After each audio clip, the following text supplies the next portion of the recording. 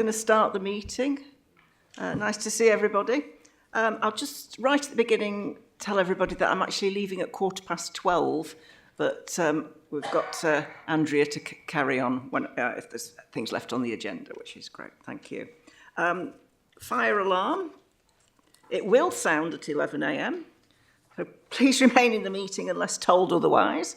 If we ask to leave the building, do as quickly as possible by way of the nearest exit. Designated assembly point is in public square in front of CAS, beyond the fountain, away from the civic office. If there is anybody with mobility issues, please wait in the refuge area at the top of the stairs where the emergency evacuation lift is located, and use the intercom situated to the left-hand side of the lift doors to call for assistance. And no roll call will be undertaken. Thank you. Everybody ensure your mobile phones are switched to silent. The meeting will be audio visually recorded and will be available to view on the council's website and YouTube channel. All those present, use your microphones, which makes sure that the audio is captured. Any members of the public entering the council chamber, accepting that their images will be retained and broadcast by the council. Don't think we've got any public in attendance, thank you. So we'll move on to the formal bit of the agenda. Can I first ask, I'll first ask the officers to introduce themselves. In fact, I'll ask everybody to make introductions for the camera. Yeah. Thank you, Chair. Daniel Swain, Executive Director, Place, Doncaster City Council. I'm Phil Holmes, I'm the Executive Director for Adults, Wellbeing and Culture. Morning everybody, Debbie Hogg, I'm Director of Resources. Morning, Exec Director, Lee Tillman, Exec Director, Policy Partnerships and Investment. Good morning, I'm Rachel Leslie, Director of Public Health. Good morning, I'm Rebecca Wall, I'm the Service Director for Children's Social Care, here on behalf of Rihanna Nelson. Councillor Andrea Robinson, Vice Chair of the panel. Councillor Jane Kidd, Chair of the panel. Bernadette Nesbitt, Co-opted Member for the Diocese of Hallam. Good morning, I'm Christine Rothwell and I support the Scrutiny team. Georgina Lightfoot, Trade Union. Gemma Cobby, Councillor for Town Ward. Antoinette Drinkhill, Co-optee for the Diocese of Sheffield. I'm Iris Beach, Councillor for Norton Askin Ward. Martin Greenhouse, Tickle and Wadworth Ward. Steve Cox, Finley Ward. Councillor Ellen Jones, Finley Ward. Councillor Glynis Smith, Hatfield Ward. Thank you very much. Just checking, are there any apologies for absence to make note of? Yep. Yes, Chair. Councillor Hempshaw and Councillor Khan. Thank you. The extent to which, if any, to which public and press is to be excluded, and there aren't any issues on the agenda. Has anybody got any declarations of interest? Okay. Can I have the minutes from, can I have the minutes from the 12th of September agreed and seconded, please? Agreed. Thank you. No public, so there's no public statements. So we'll move straight on to item 6, which is the City of Doncaster Council, Q2 Finance and Performance. And as normal, I'll ask Debbie to do an introduction to this before we move into questions. Thank you. Thank you, Chair. The report that you've got in front of you is very much similar to the Q1 report. At that point, we were showing an overspend and great performance in terms of service standards. And you've still got, in terms of Q2, you've got a similar sort of position with 8.6 million overspending, and we've got a few service indicators which are red. By setting the context, the overspend we largely knew about at the point of setting the budget, and the council, took the decision at that point in time to make provision for those, because we knew that there were some underlying risks. We didn't entirely know where they would materialise, so that resource was effectively held centrally in order to make a provision for that eventuality. And if we hadn't overspent, then we would have had the resources in order to apply. But as it's transpired, the areas that we knew were overheating, children's, adults, homelessness and waste, have largely come to bear. And as a result of that, the monies that are held centrally will be applied to that. And I guess what's important to understand is just really the context of that going forward, because they were largely non-recurrent funding sources as part of the overall medium-term financial strategy. We've got some comfort, I suppose, through the Chancellor's budget statement, which was the end of October, that there will be some resources being made available for those key areas, and also a form of recovery grant. What we don't know, because the Chancellor has indicated that the methodology for allocation may be different. So whilst we're doing some modelling, we don't entirely know the allocation will come to the Council until next week when the settlement arrives, and that'll probably be next Thursday, the 19th. So what you've got in front of you is a holding position. As I say, we're optimistic that we will have resources that will manage that situation into next year, but we can't be absolutely certain until we've got the resources. But from a service perspective, we are managing to still deliver. We're a high-performing organisation. As you can see from the report, there's only a limited number of service standards which are read. So I think on balance, it's we knew about some of these pressures, we provided for it, and we're managing them in the year by application of those reserves that we held. So I would say it feels it's not. I wouldn't want us to be complacent, because, as I say, there's service pressures which I'm sure we'll talk about as part of the rest of the meeting. But in 24-25, we have got a managed position, unlike a lot of authorities where they are really having to dig in hard in order to achieve savings to offset some of the cost pressures. We're not in that place. So I feel it's a satisfactory position to be in. Thank you. I'm going to bring in Councillor Smith, but just quickly, you mentioned adults, children's homelessness. You sort of mentioned waste as well. Is that something that's universal across the country about waste cost pressures there? No, I'd probably say that we in terms of our position, so it's outlined in the report in a bit more detail. We have, Dan will probably talk a little bit more about it, but the expectation is that service generates a significant amount of income, and we're off track in relation to achieving that. We are also at a point where we're on the cusp of a new contract, and we know that there'll be cost pressures associated with that.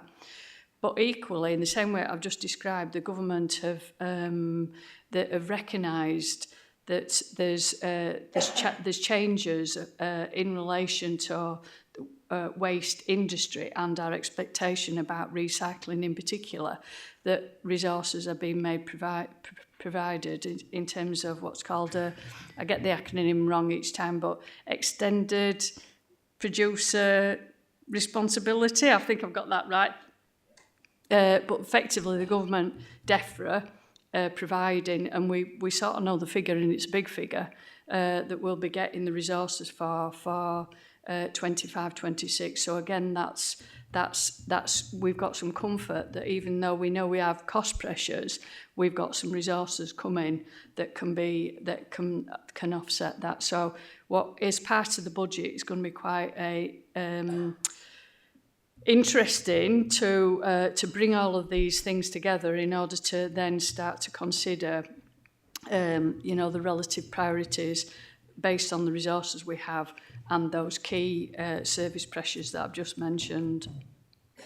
Thank you very much for that. I'd like to bring Councillor Smith in with the question. Thank you. I think you've probably touched on some of my question. So can you highlight the areas of overspend, adults, children's, place and corporate resources, and what's in place to address that position? Yeah, well, because what I didn't touch on, and one area that you just mentioned there is corporate resources, which obviously is my area. And what that's about is largely homelessness. So we'll probably cover that again as part of another question in terms of from a homelessness point of view. The element that sits within my budget, my team process all housing benefit claims, and we aren't able to recover all of the housing benefit in relation to homelessness, and a result of the numbers that we have in temporary accommodation, there's an intrinsic cost that's associated with that, and that's largely the £800,000 that the corporate resources is overspending is in relation to that. We've actually, I think we're at because this report is already produced and it's a little bit later than, so we know based on period 7 it's up to about 1.1, of which my team, there's underlying staffing savings within corporate resources which is mitigating that. So homelessness per se is of concern, and again the government have indicated that there's some resources, £233 million that will be made nationally for homelessness. So again, we'll just need to look at all of these things in the round in terms of the policies we have and how we apply the resources we have against those key priorities going into 25-26. On the national news the other day, there was some discussion around using residential homes no longer in use to house homeless people. Is that being given any consideration in Doncaster?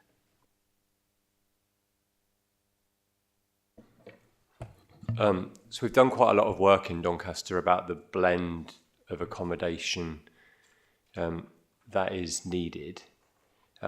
One of the findings of work that we did before the pandemic and also further work we've done since the pandemic is lots and lots of congregate housing for people experiencing homelessness is not that helpful. It creates a kind of dynamic for people with maybe more vulnerabilities that kind of exacerbates those vulnerabilities in that kind of communal space. So our approach is to make sure there is enough supported housing for people with the most vulnerability, to explore general needs housing in relation to the general demand we have for housing in the city, but probably to avoid the kind of eye-catching stuff. It's similar when we were in COVID, and this idea that we were going to have lots of Nightingale hospitals and lots of places just to put people. They're kind of easy headlines, but they're not really very responsible or straightforward things to sort out. So we're probably a bit more sophisticated than that, and we wouldn't just want to take a building and fill it with homeless people. It doesn't feel like it would be the right support for them. Thank you. Just following on from that, the dedicated schools grant, we've talked about quite a lot in the past. What's the current position on that? The report sets out, I think it's paragraph 160, that the position for Q2 is actually slightly worse than it was in relation to Q1.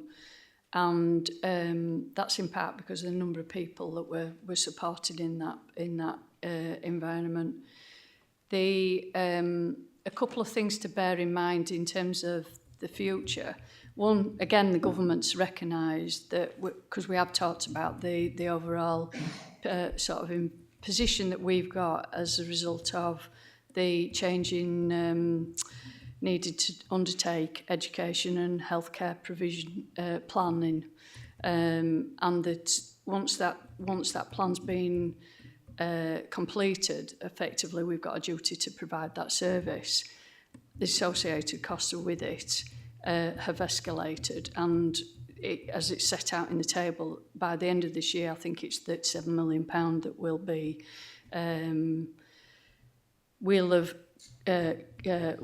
will have reached in terms of the overall cost. The government have recognised that. Again, in terms of the Chancellor's statement, they've made a provision of £1 billion, which is a 6% uplift. What we don't know is the level of which that money will be allocated to various authorities. We know that in the past there's been differential amounts given to different authorities. So again, we're just waiting for that information next week.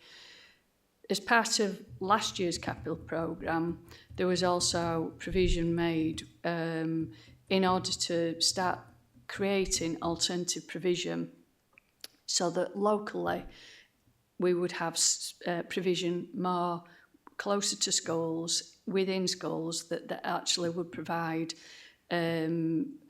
alternative provision as opposed to them being out of the area.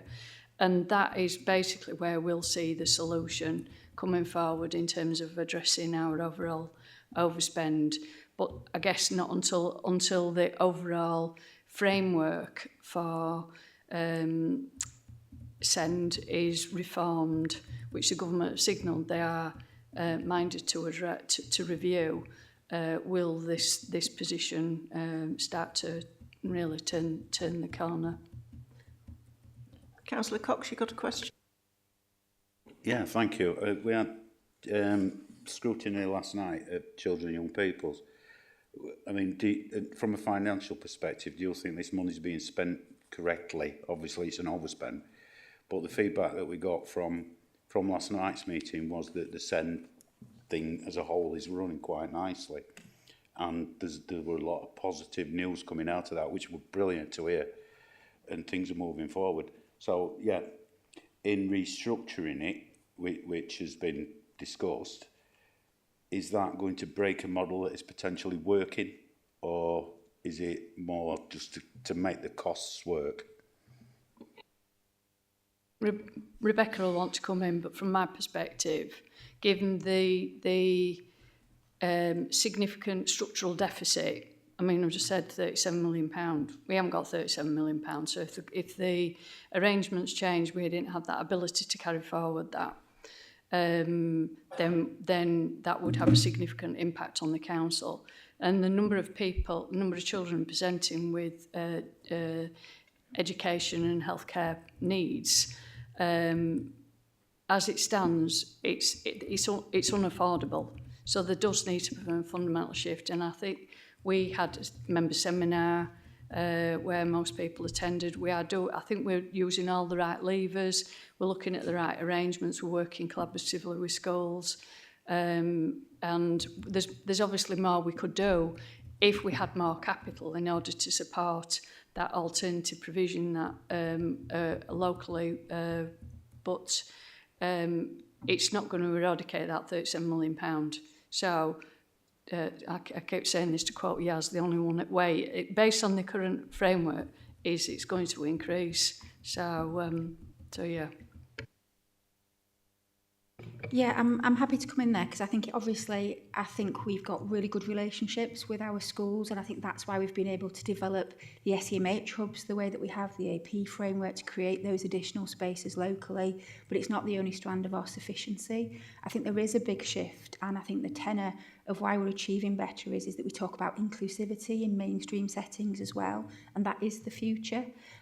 So I think there's a trend to shift. We often talk about legacy as well. So some of our children haven't had that in schools and have moved around schools, and therefore a specialist provision feels sometimes out of area, feels like the only way that we can give them that input because they haven't had that before. And I think we've acknowledged that before. But the difference between an out-of-authority costing and in-costing, you can be looking at up to £130,000 a year for external, where we can deliver at 25 to 30k. And sometimes we've got young people driving past their local school to go to another school. So we want to try and build on our network, establish what we can, but absolutely, Councillor Cox, not lose that immediate positive trajectory that we've got. But I think we've got strong networks, and I think a lot's gone into building that. And I think we've got the trust of the vast majority of our education providers on that journey with us. And our aspiration is, if we get the planning right for children, the value for money will follow. And what we want to do is do it local, because we know we've got the network around the child to last them into adulthood as well. So that's our aim and aspiration. Yep. I believe that the wish is to get rid of change the way that EHCP works.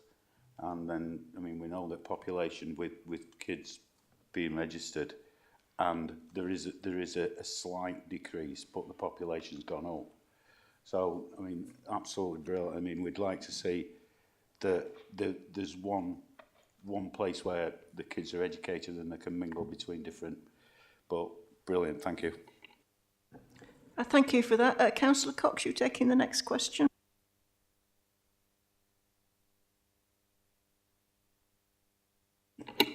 Thank you. Risk register. With regard to the airport, the risk would be significant for the local economy. Is there any further you could update us on at this stage? I'd love to, but unfortunately I can't because of where we're at. So what I can talk about is why it's in this report. We've incorporated the risk because it's a significant undertaking for the council. And as colleagues will know, that risk management is a management tool for to identify barriers to achieving key objectives within the council's usually corporate plan. So and everybody knows it's the mayor's number one stated priority. So as such, we felt it was at a point where we are transitioning from a procurement process to a mobilisation point, at which it felt important to start to bring it into the financial and service monitoring arrangements. So that's why you've got the airport being featuring in the risk register, because of the status at which we're at and the fact that we feel it's important to start to communicate the mechanisms we've got for management of the risk, as opposed to basically the management of the risk. Is there any further update on airspace? Because I believe a report has been done on airspace and a reply has been given.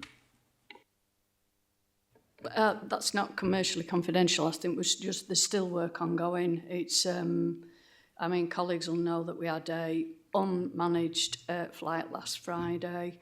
That's an unlicensed, so we'll continue. It's going to be at least a 12-month process. It's a very detailed application process through the CAA. So yeah, it'll be.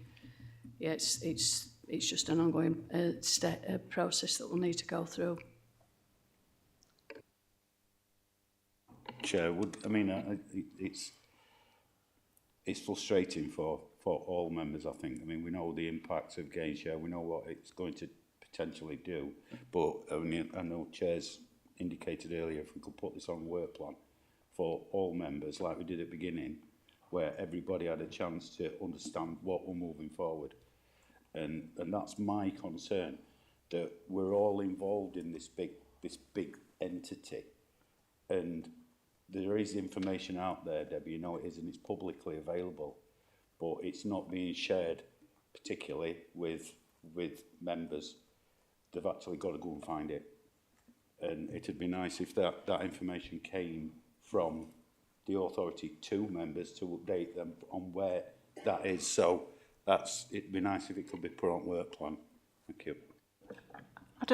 Thank you for that. I don't know what your question is, Alan, but we are going to sort of I asked members to be updated as far as they possibly can be. I don't know, you'd question about the risk management?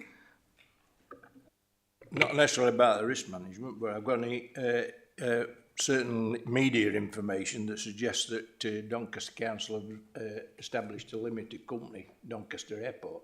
And as Steve just said, you know, I don't know anything about it.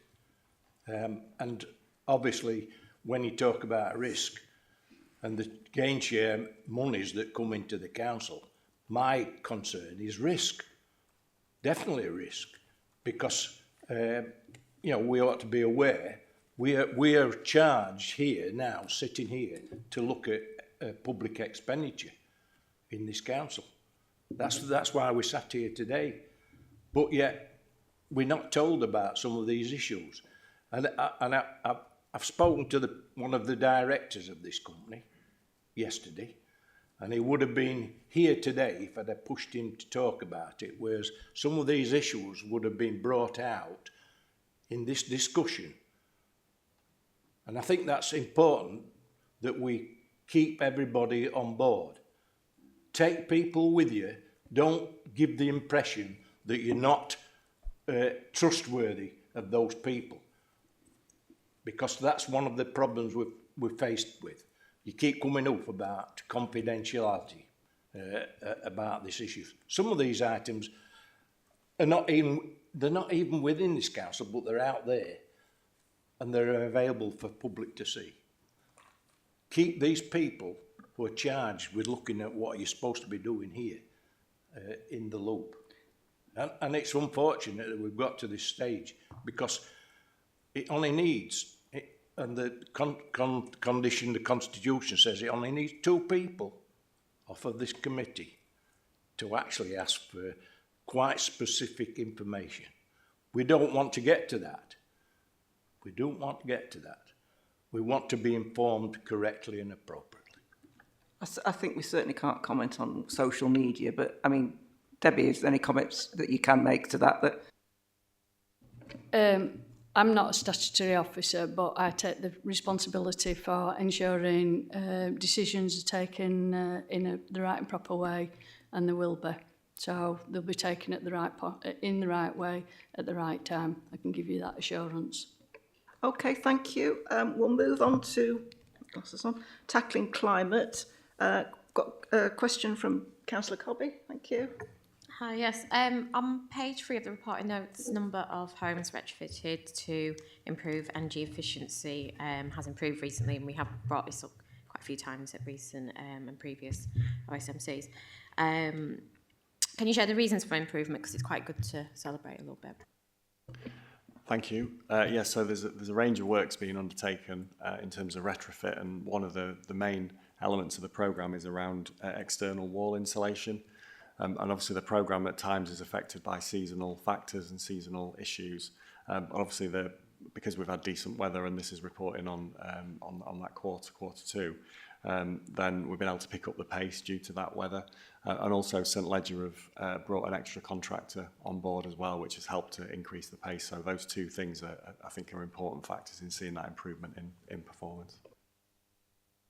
Thank you. And just something, because I've seen something in the news quite a week as well. I've seen there's been some issues with some retrofit where they've put some insulation in some of the properties. Are we aware of anything happening with any of the properties that might have had some insulation? Sorry, not with our retrofit, sorry, no. Yeah, I've got a few more. Do you want me to just roll with them unless anyone wants to ask? How likely are we to meet the target of planting 1 million trees? Just a bit of asking for a bit of an update. I know I've got asked about a question about engaging private homeowners to plant trees. I know there's been a bit of comms strategy on that. I just want to know kind of where we are with that, and if there's more comms and engagement with private homeowners in the future. Thank you. So yeah, this is an ongoing challenge for us. It's a 10-year million tree challenge, which was set in 2021. One of the mayor's challenges back then. We've had 326,000 trees planted in the seasons since 2021, which is great progress. And obviously the 10 years takes us to 2031. So we're three tenths of the way there, or 4/10 of the way there. And it's also, I think, as you're rightly picking out, this is a target for the whole city, not just for the council. Obviously, we've got a key role in enabling that, and we're constantly looking at every opportunity to form partnerships to engage with the widest possible audience, landowners, residents, young people. We've got some great examples of things like the tiny forests, which we've got in 10 schools, and I think there's no other place across the country that's got that many. So it's trying to bring that engagement and bring that learning around the environment into schools. So that's a great example. We've also got the tree system, a tree record system, which we're encouraging people to put any trees that they plant onto that, so we can capture that sort of full picture for Doncaster. Right on cue.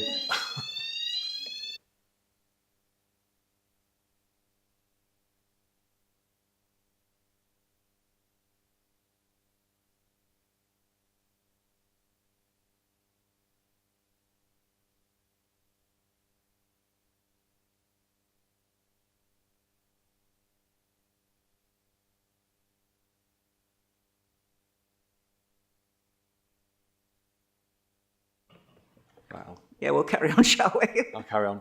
And I mentioned around partnerships, so we've helped to form the South Yorkshire Woodland Partnership as well, which has helped to bring. Maybe that is the last one. Third time lucky. And I think landowners are also crucial, really crucial to this, and we've had some good success. So Harworth Estates, for example, planted 19,000 on the former Rosington Colliery, and Red House Farm at High Melton, there's 40,000. So in terms of trying to see that, four. Someone's just pressed that because they knew I was speaking, I think.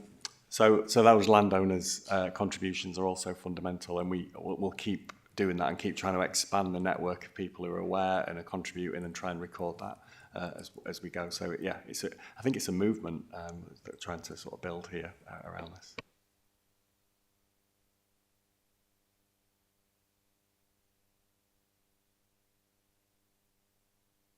Got a question related to that, Alan? I'll bring Gemma. I think referring to trees is slightly overestimating it. I mean, a tree is a tree, it's not a whip. But I must say that I'd taken part in the free giveaway last Saturday to Kirksandall and got 50 whips, not trees, 50 whips, let's be clear on it. And I think that was well supported from that point of view. They will be planted. I'm just preparing the land, and they will be planted in Finley. So thank you very much for that.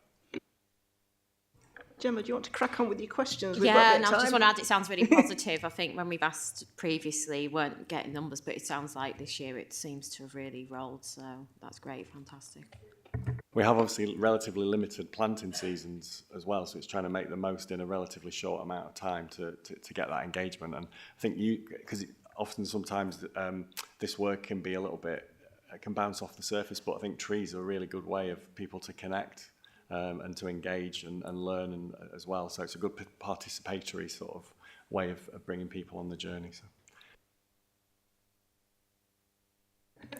I think you're aware that one of the things that we've been doing as well within Ward is chasing down felled trees and taking them to schools, because we know there's a lot of forest schools, and the schools are having to pay for the felled tree.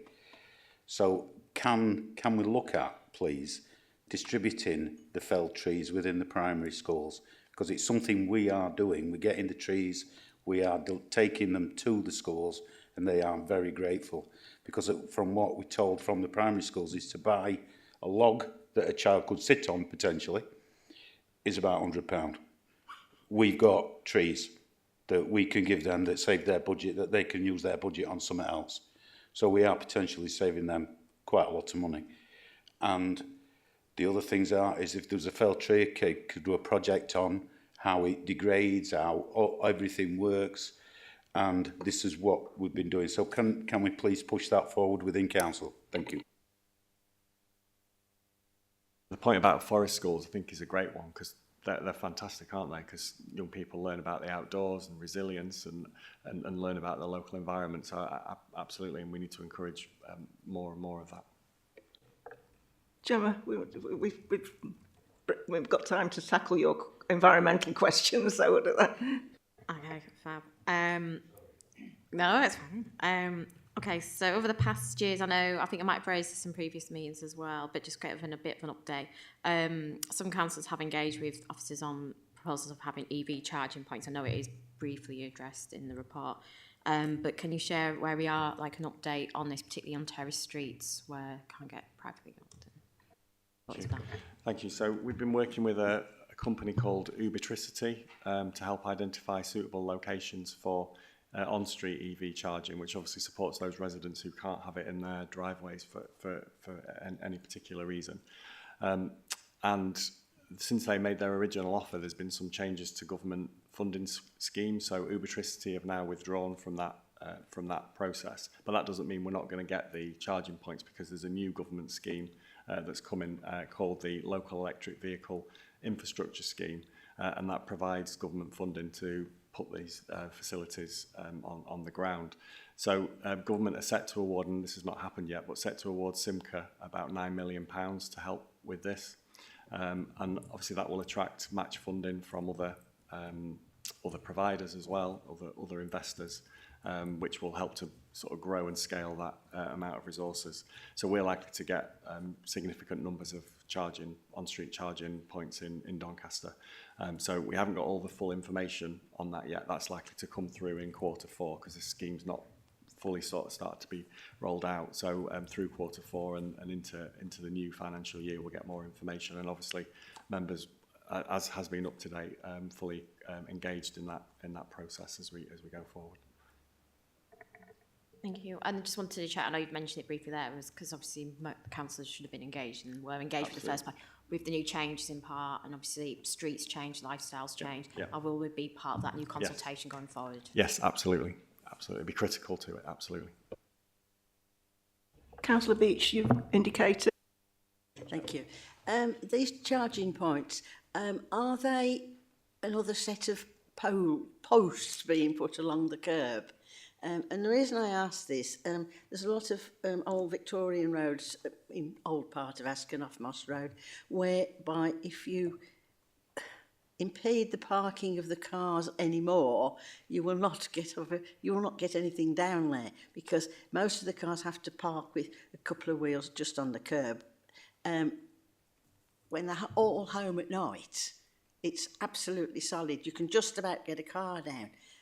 Early in the morning when the refuse man comes, and he does come about 7 o'clock, they wouldn't get down. So, I mean, if you're putting more posts on, there's that. And there's also another obstacle for unsighted people. So how will these be fitted? I mean, if you can't really fit them to lampposts, they're the wrong voltage, aren't they? I think that's the process that we will need to go through in terms of engagement, looking at the streetscape, for want of a better word, looking at what's already there, looking at how that technology can be used to best effect, and also making sure that those kind of issues are taken account. So I think that's why that engagement process that we've just talked about is so fundamental, because it won't be that you could just put these anywhere. There'll be certain places that will work and certain places that won't. And I think that's going to be a bit more, what's the right word, specific to the context of the particular parts of the city and the borough. So that's why that engagement process is so important. Councillor Cobbey, do you want to carry on with your questions? I can do. I think in the report as well, it mentions about solar installations, and there is a bit of an update on how many council buildings currently have solar panels. Just want to know if there's a bit more information about how many are identified as suitable to increase the amount of solar panels. Right, to turn it off. We've got 18 council-owned buildings with solar PV, and we're currently doing through further work to identify which other remaining assets in the estate are suitable for those. And then once we've got that, we'll do sort of structural surveys, etc., in the business case, and that will following the asset rationalisation programme that's currently ongoing. So it's not just putting them there if the buildings are not going to be there, but making sure that that follows on from the estate that we're going to invest in and prioritise. Thank you for that, Lee. I think Debbie probably knows what I'm going to say, that we've put this forward in budget proposals before, haven't we, for solar panels on all social housing. And it's great to hear that you've got 18. How does that work financially for either the house owner, occupant and the authority, because previously we've been told it couldn't be done because it's too expensive. So these are our council-owned buildings, not properties in that sense. So it's our buildings like this, for example, Steve. Sorry, but you said 18 homes. Sorry, 18 council-owned buildings. Sorry, that was my articulation. Yeah, I think the final question I've got on this section is what will be the strategy to increase the amount of quarry land allowed to naturalise wildflower next year? I know it again talks about a bit of, in the report, but just how we can improve it further to increase. I'll answer that if I could, Chair. So, in terms of what the strategy was to increase the amount, the current strategy is a 5-year strategy, and we're 4 years in. And what we do every year, we appraise the areas where we've reduced the amount of mowing or allowed more wildflowering to see what the scientific impact of that is. Because this is not just a cost-driven exercise. Part of it is about the climate impact. And some of the science is a little bit beyond me, as you'd probably guess, but what the not cutting of grass can do is improve air temperature and ground temperature. So there's a scientific element of it which will be presented when we review it.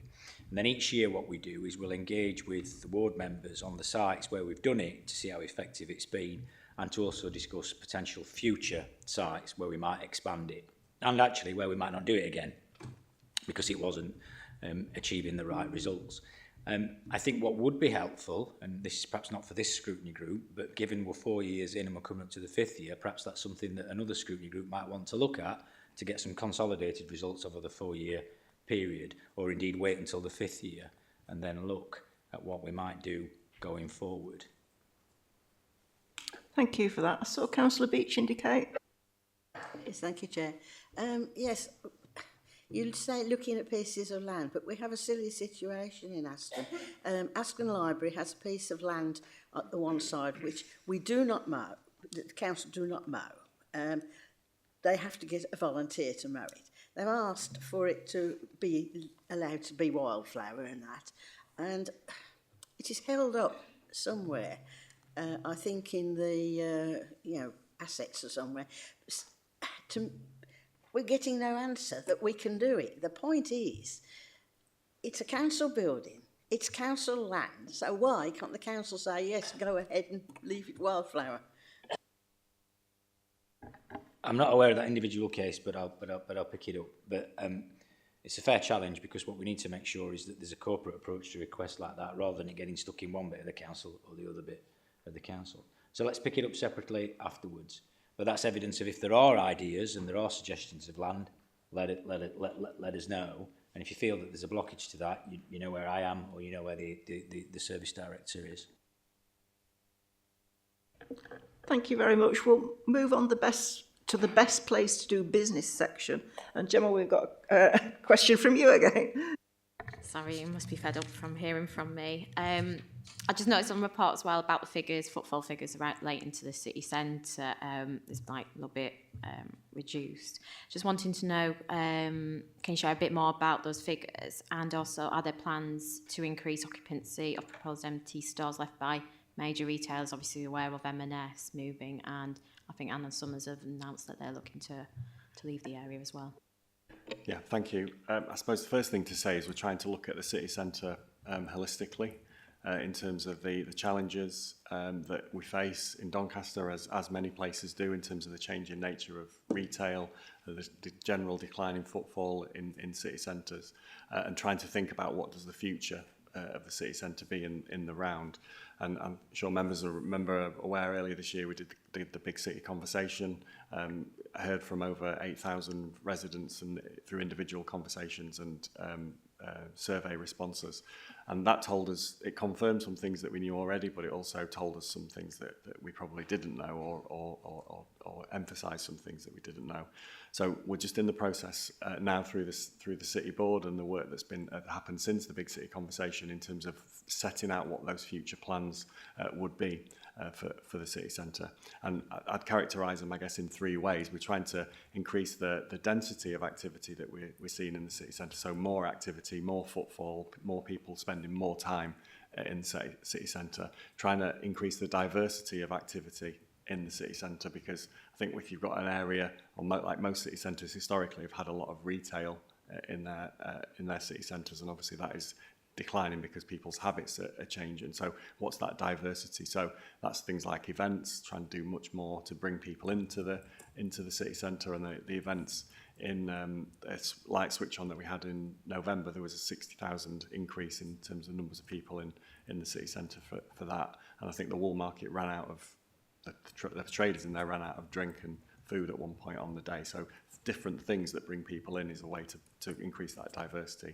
And obviously things like skills and the conversations around bringing more health care services into the city centre are all around trying to diversify what we've got. And then the third is that dynamism, so more of activity, more kind of different kinds of activity, and more kind of dynamism in the kind of things that we see. So that's for the creative and artistic side particularly brings a different kind of dynamism to the city centre. So seeing the footfall in the context of all of those trends that we're seeing in Doncaster, but then in terms of what we're trying to see in the future. So we've seen the numbers of footfall have not returned to pre-pandemic levels.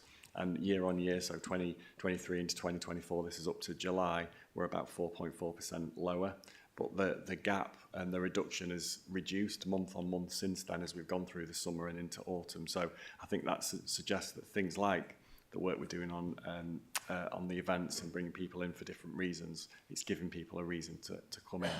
The footfall data, I think there is a little bit of a health warning on the footfall data as well, because it's based on cameras in different parts of the city. So it's not perfect, but it does give us an indication. And that's the same methodology that lots of other places use. So in terms of the plan, there's already been investment. Mayor has announced, I think, earlier on this year about that money in safety measures to sort of respond to some of the feedback we had through the Big City Conversation, so to build that reassurance for the public, but then also to think about what we do in the future. And again, events, I've mentioned skills, the potential for the second UTC, for example, health on the high street, other things that bring people in is what will help to sustain that footfall. And obviously we're learning from other places as well. We went over to Barnsley a few weeks ago and talked to their teams about the work that they've done there, and they learned from us as well as us learning from them. But there was some really good interesting insights there. Just to give one as an example, their health on the high street work reduced the number of do not attend appointments by about 25%. Because it was in a different place. And that's a big problem in the NHS, isn't it? People not attending appointments. So that reduced that. And also I think they estimated that everyone who came in, I can't remember the exact numbers off the top of my head, but people spent an average of between £10 and £20 in the city centre, town centre, when they'd come in for that other reason. So that's that point about that diversifying the reasons why people come in and trying to create a different sort of offer or range of offers as to why people will want to come into the city centre. You mentioned about the vacant buildings. So we've got within the Business Doncaster team, we've got a dedicated officer who's there to support the city centres and understand what's going on, work with landlords and people who are occupying the buildings. So we are talking to those buildings that are vacant or will be vacant, and trying to understand those plans and make sure that we're making the right connections, we build the relationships, and we understand what's happening in all of those contexts. So the Fraser building, for example, that's got now a 1-year lease for find the name of the store. I can't remember what it is now, but they're taking an extra 1-year lease in that building. And then there's been discussions with Marks and Spencer's as well. I don't think they've got any firm plans yet, but in terms of what the options might be for that building, because obviously Marks and Spencer's are following a national strategy to move more out of town and city centres into more sort of out of town locations on business and retail parks. So I think there's a few of those trends playing out, but it's absolutely on us in terms of what do we do to, I suppose, reinvent and rethink the purpose of our city centre and town centres. Councillor Jones, did I see you indicate? Yes, thank you, Chair. I have personal experience of over 10 years ago of having a business in town, and which relied on footfall. And I used to go out of my shop and go into the market and count how many stores were decreasing all the time, and it's never stopped. You'll never replace that footfall. You'll get to a certain level because. To take the example, last time we talked about it, we talked to Dan about the aspect of moving Marks and Sparks down to Whitley Hall Road. The footfall's going to reduce dramatically in Doncaster town centre. And what you're talking about is not going to replace any of that. But what you're going to do is create havoc at Whitley Hall Road. And I don't know whether you've looked at that, but it's a total nonsense. Now, all they're doing is doing the building, and it takes you 10 minutes to get out to the car park, or even more. You know, the number of people that approach me about resolving some of those issues, which is footfall in town and the congestion issues on Whitley Hall Road, without actually proposing some alternative, is... You know, you keep saying, well, we're doing this, we're doing that. But you'll never repeat it because people can sit at home and do all the shopping on Amazon. And you've got to accept that, and you've got to look at something totally different. I tell you what, I've been to Barnsley Market twice because I prefer to go to Barnsley Market where all the food stores are all in one place, plus other things. In the centre of, and to me that's a fantastic thing. But when you go into the refurbished, which is unfortunate, when you look at the amount of money we spent on refurbishing that Corn Exchange and the amount of use that it has now compared to the amount of use when I had a business in town, it's totally different, and it's never going to improve at all. And I think you've got to accept that and work on that basis forward.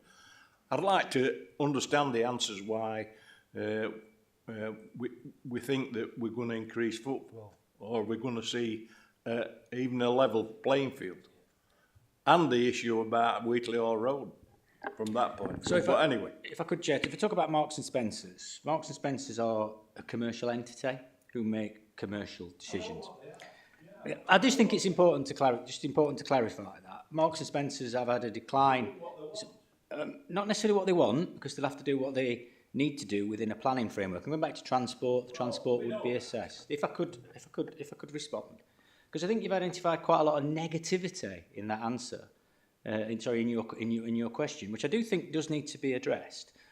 The actual market, in terms of commercial behaviours, I think you've acknowledged has changed. Did you mention that people now go online and go to Amazon? I think you did. So clearly, it's demonstrable that people's behaviour for why they may come into a city centre has changed quite significantly over COVID because of technology. What we need to do is to look at what the alternatives are to bring people in to the place. Now, that may not necessarily increase footfall, but what it might do is get people coming in for a different reason because they're no longer coming in to shop. And I think this authority can demonstrate quite significant amounts of investment to try and do that. But it's not perfect and it's not easy. But I don't think it's fair to say that we aren't looking to address that. We've invested in the Corn Exchange. There's been investment in the market. There's wider investment looking at some of the places that we've got out here, as you can see, with an office block outside the station gateway. We've demolished the former library, looking at regenerating the baths down there. So in terms of the city centre, there's quite a lot happening. But I do think there needs to be a recognition that people's behaviour has changed, and why people go into city centres has to be for a different reason these days, and it's about incentivising that. I take your point entirely.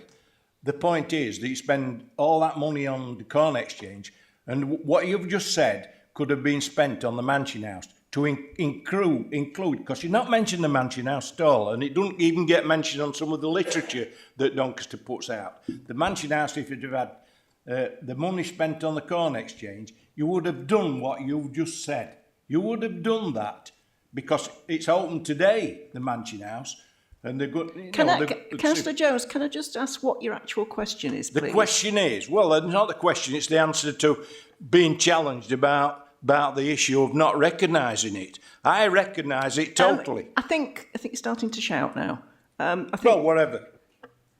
Do you want to make any response to that? I think it's a useful discussion, and I can see you feel strongly about it. The issue of the code exchange and an alternative use, I think that's a challenge to put back to government, because that was actually government funding, and some of that was done in a certain way for a certain reason. So we're not always able to spend the money, perhaps in the most appropriate way that you may think. I think that's a fair reality. It's there to address certain things, and we have to work within that funding parameter.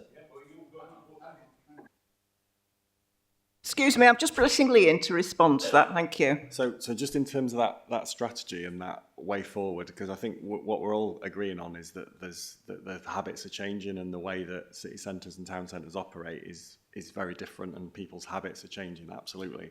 And I think, as we've said, what we've got to try and do is what's going to work for us in terms of the things that we need to do and that will help us in our context. So what I was going to say is, because we could probably spend the rest of the meeting on this, because it obviously is a big issue. One of the things that I mentioned right at the start was that city centre strategy that's being developed off the back of the big city conversation and all the things that are already happening.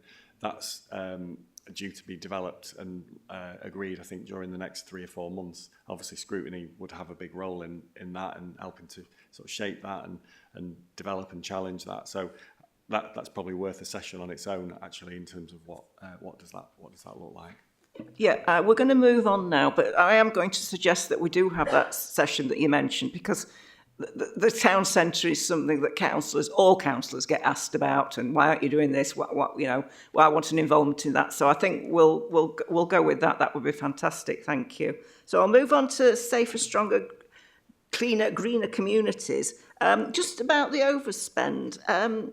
Can you just outline some of the specific areas and what's in place to address the position if we've not already talked about it? Thank you. So if we go back to the waste conversation that you had right at the start. So one of the budget pressures within place is the amount of income generated from our trade waste service. How that works is we manage some of the contracts, but SUIs collect the trade waste. We have a trade waste service which comprises of about 4 people. That's made since 2021, on average, between £1 million and £800,000 net. Okay, so it's a service that generates income. The problem that we've got is that because some of the waste market is changed, and we are in competition with the big companies like Biffa, like Veolia, the income target that we've got is going to be about 400,000 short on a projection. We're still going to make about 850 to 900,000 this year, but we're not going to make the level of profit that we anticipated. Now, to go back to the question of what you're doing about that, what we've looked at is our commercial waste service, which is provided by SUIs, offers certain types of things. So it will collect commercial waste. What Biffa are able to do, and what Veolia or bigger ones are able to do, is offer a slightly bigger package of waste collection. So they'll do things like skips, etc. So we could look to try and do that a little bit more, but it would require some investment. One of the other problems that we've had, where we've lost business, and let me just clarify, we're still making a significant amount of surplus which comes back into the budget. Where we have lost business is because some of the bigger chains that we've had, like McDonald's, have been advised through their model to go to national contracts. And of course, you're up against somebody who's generally a bigger entity. So that's one that accounts for about 400,000. Another one is burials or crems. If you look at the crematorium, it's not generating the income. And it's a very sensitive area of business, but there is a competitor. And I think what we need to do is look at what we offer as a service, sensitively, within that crematorium facility, to see, does it need investment? Do we need to make an alternative offer? We've actually employed a new bereavement service manager who's looking at some alternative options, because as you will know, burials or cremations are changing. People's behaviour is actually changing now in terms of the way things are done. To see what we can do to try and catch up, because we are in a commercial environment where we've got a competitor, and that has diverted some money away. What I would say also about the place budget, the term overspend is often used within the place directorate. The majority of our overspend is actually non-achievement of income. Now, that's not me being remiss and saying, no, it's not overspend, it's underachievement of income, but some of that underachievement of income actually comes from some successes, perversely. So one of the examples would be busgate income. So bus gates generate income through contraventions, but actually if less people are going through the bus gate because you've had contraventions to change behaviour, you lose your income. So you shouldn't really be using that as an income driver, you should be using it as a change for income. A bit like car parking penalties as well, you know, it's kind of counterproductive. One of the other challenges that we've got is because we're offering quite often services within the commercial market, changes to the commercial environment do impact on us. So increased in costs for materials can change things. Waste is quite interesting as well because not only is there a cost we waste on collecting it, there's a cost of disposing of it, and if you end up with changes to gate fees or you end up with changes in the recyclate rates, it can have a trigger and knock-on effect in terms of the income that's projected. So we've got some good fortune in that we've got the extended producer responsibilities, which we need to look at, and of course, as Debbie indicated earlier, the contract for our bin collections with Suez is coming to a point in time, and the reality with that is any renewal of a contract or any future contract in relation to waste is not going to be cheaper than it was years ago because the market has changed. So very much keeping a watching brief, but also starting to think a little bit commercially about if we operate within a commercial environment, what do we do to make us more commercial and more agile? And that I would go back to was one of the points I wanted to point to with the crematorium. Is if you've got a competitor who in some respects is able to offer a different and alternative service that people choose, what do we need to do to increase people choosing us?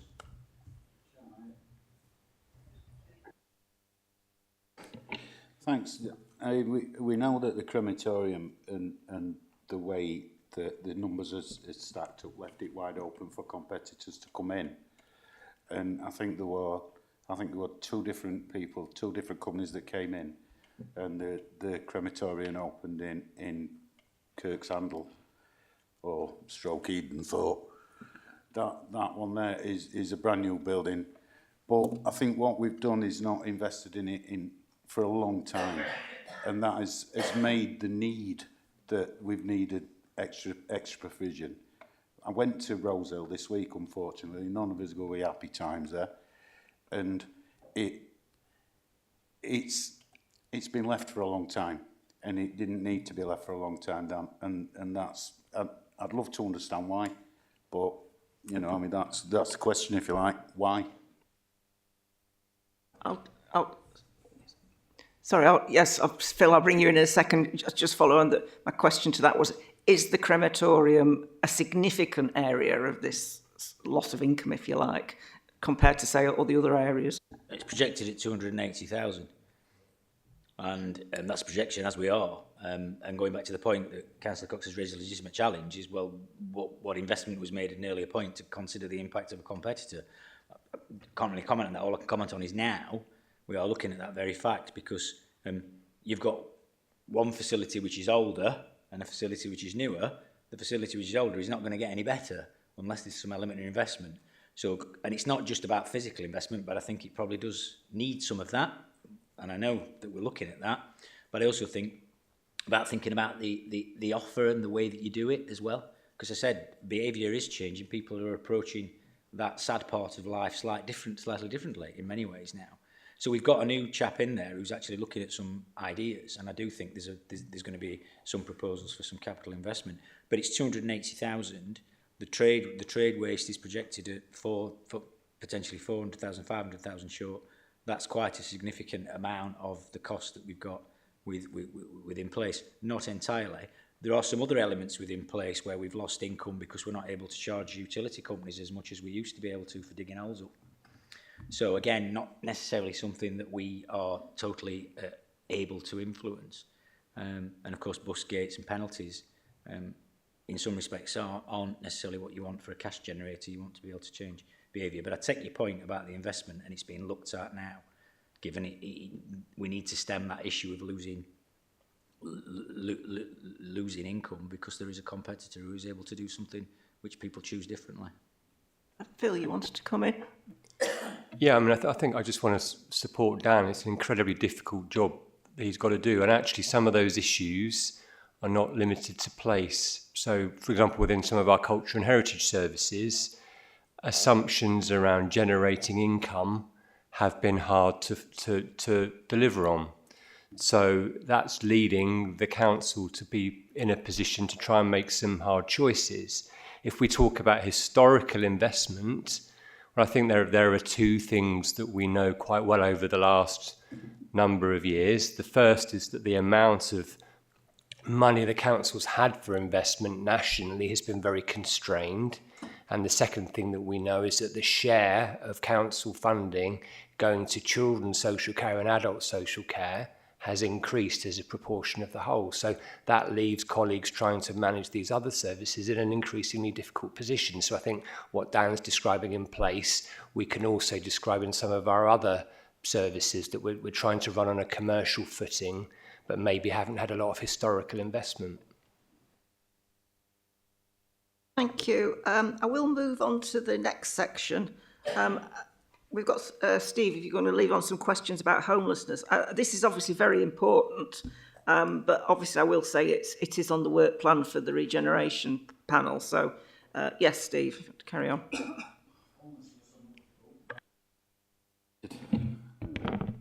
Homelessness and rough sleeping strategy is being addressed by the Regeneration and Housing Panel in March, but how are they working with private rented sector?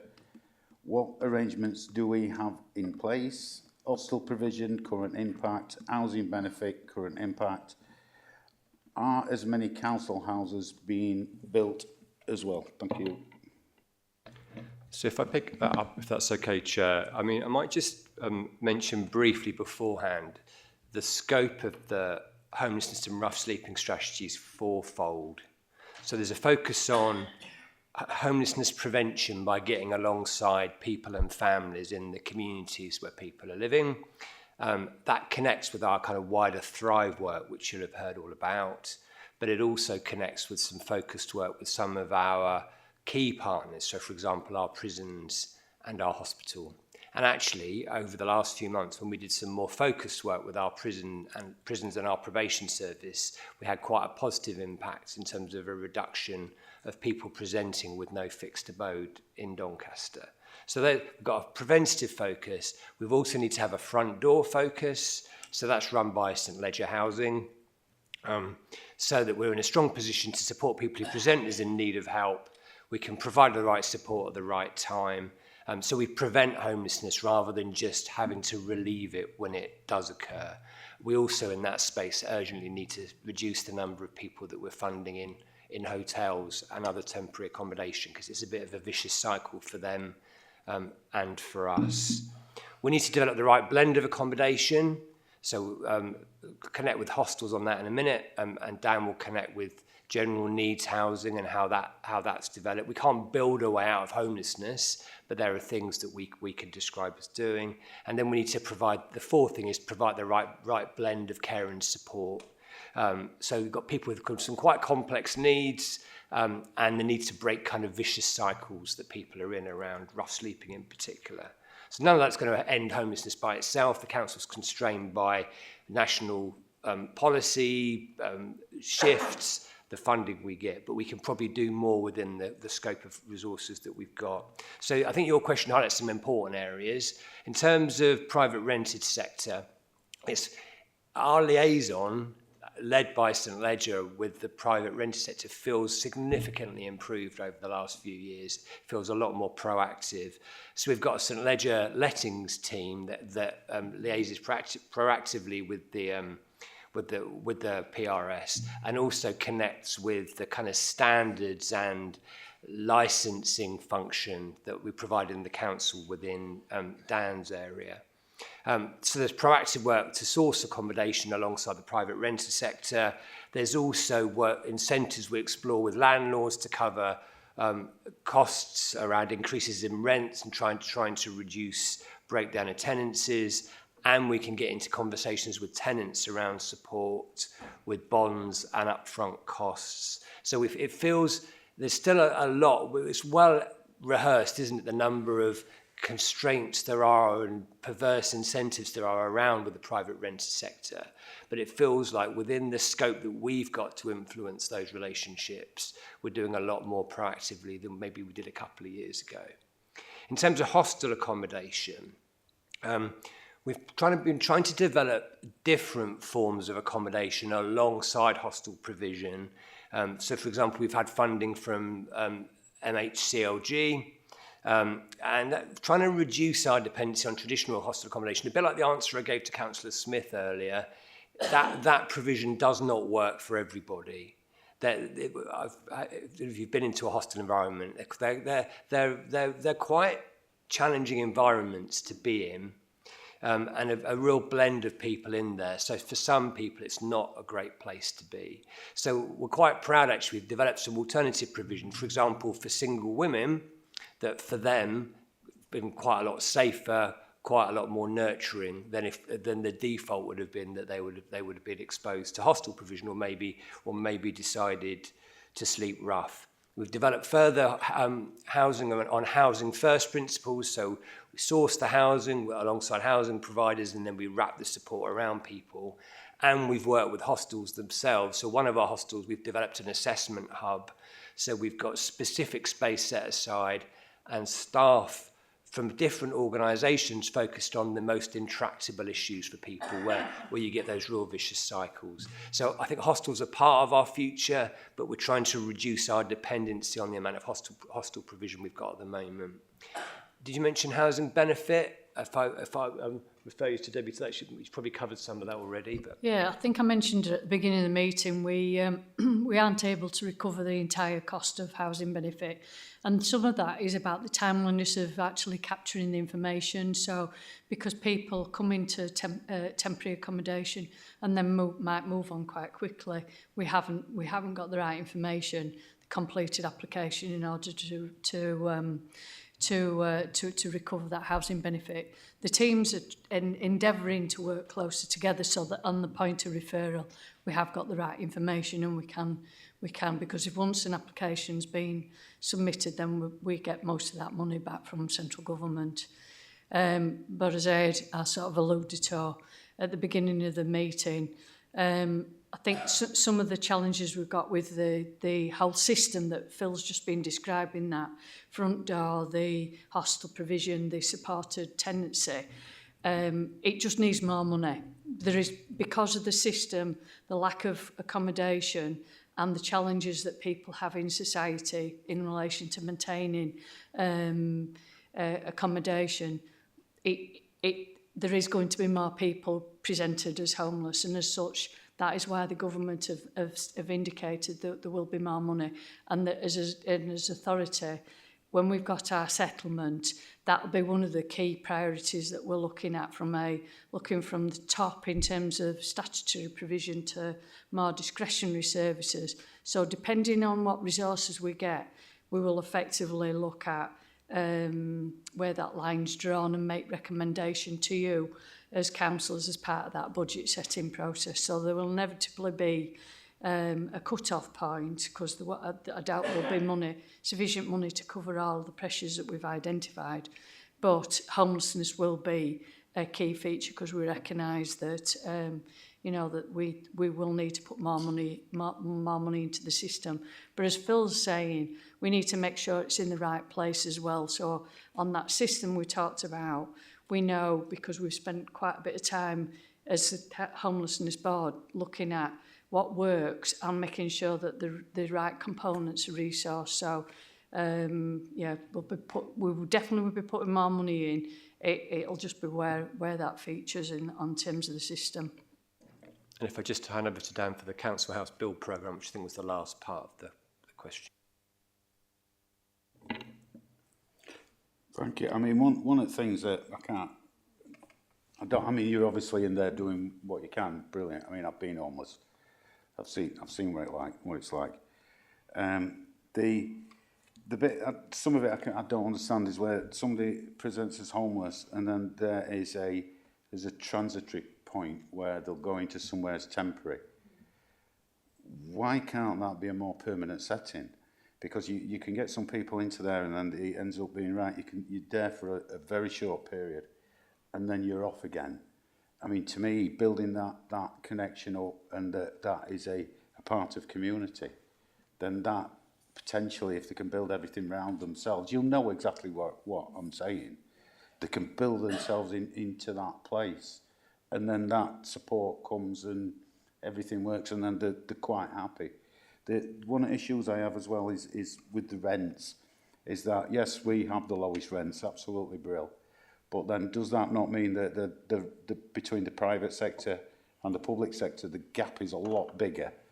So compared to other authorities, that gap's a lot smaller.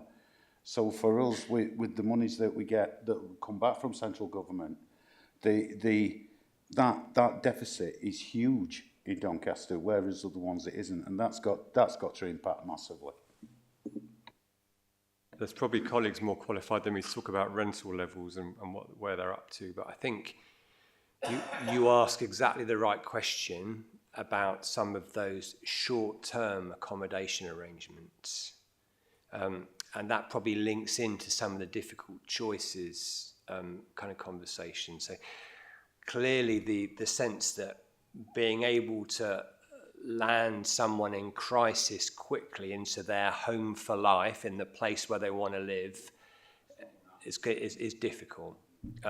But I referred to the housing first principle earlier, so the idea of creating more security around those arrangements is something that we're looking at for some people.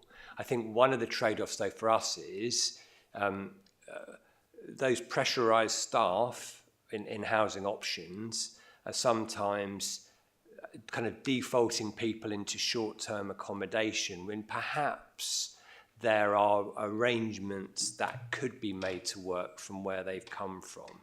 So there's something about, that's why that front door dynamic is so critical. Those colleagues, not disparaging them in any way because it's the most pressurised job in the world, but giving them the time, the space and the support to have those conversations. And maybe some more of those conversations not leading to offers of temporary accommodation because we can make good an arrangement that looks like it was fragmenting. And also, I know we charge the Thrive model with doing everything, but there is also something about more of us working in different teams in communities, helping people maintain their tenancies or helping people maintain their family relationships as something that we're invested in doing. So I think we need to get a bit more in that space and a bit less dependent on temporary accommodation. Can I just ask a question? You talked about care and support. I think probably as councillors we are sometimes aware of people living, say, in bungalows and stuff like that, and I'm getting reports from neighbours saying, I don't think this person's very vulnerable, that we've got all sorts of issues arising from their lifestyle. Is that a really significant area about people being given that support to maintain a tenancy and not just being moved on again because they break the conditions? I think it's a really difficult area because, I mean, the issues that you pick up as ward councillors and then the issues that we then have to deal with as officers, you often get this dynamic around, you often get this dynamic around two sides to the story. So you'll get someone who's kind of appeared in a community and who's maybe struggling with particular things, and that's manifesting in a particular way, and that's really problematic for people around them. And then you've got that kind of backstory to the person themselves and the support that they're being provided and the time that support might need to take to work. So don't get me wrong, sometimes we've come across examples, haven't we, where people have landed in communities without adequate support, and the community feel like they're the ones that have to support them alongside everything else they're having to do. And sometimes there's a correlation with the communities with the most socioeconomic disadvantage having to deal with more of those issues. So that can be a thing, but often for us it's about getting alongside people and trying to see both sides of the situation and kind of navigating people through that, because people go through rough times. It's just trying to support all parties to come to the right accommodation. I suppose my question was, Is there enough support at the moment? Can that be increased potentially through increased funding? Would that be money well directed? I mean, there's always places to spend money on that sort of thing. I don't think that people are struggling because we've got capacity to support people in Doncaster. More money would help us support more people, but in those sorts of examples that you see, I tend to think we can work together to make it work. About a comment, make it very quick if it's it is a very quick one, Chair. And I think what you've just said there is understanding the backstory, and that is absolutely where you've got to get there.